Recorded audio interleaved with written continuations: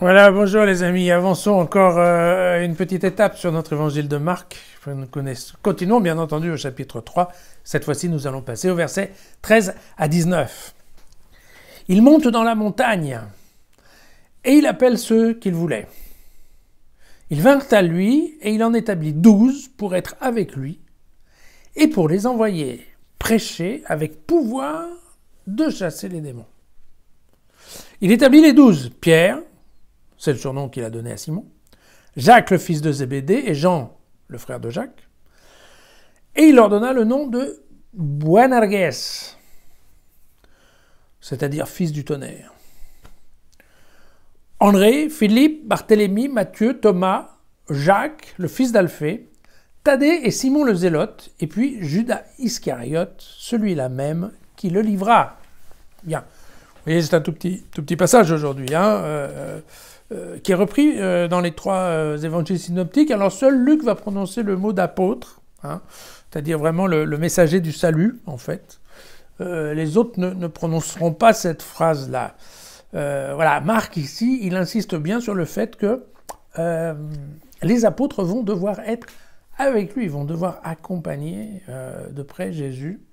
On verra que quand les choses ont mal tourné, au moment de la Passion, on verra qu'ils ont tous disparu et que même Pierre qui regardait de loin, n'est-ce pas, au portail de la caserne, même lui, il aura envie de partir. Et donc, l'objectif principal, c'était que donc, les 12 soient avec lui, et puis vous voyez qu'il les envoie prêcher, bien entendu, mais eux sont dotés du pouvoir d'exorciser, en fait. Voilà.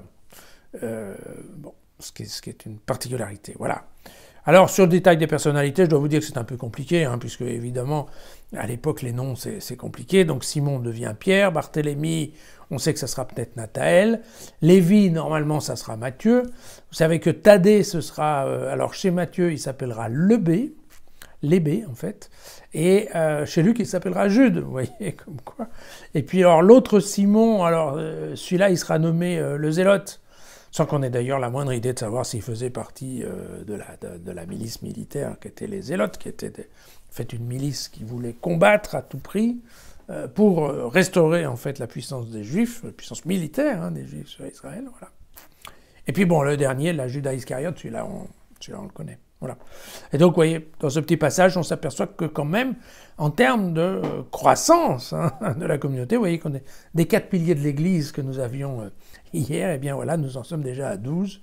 Donc, vous voyez, on pourrait presque appeler ça une croissance exponentielle. Retrouvons-nous demain.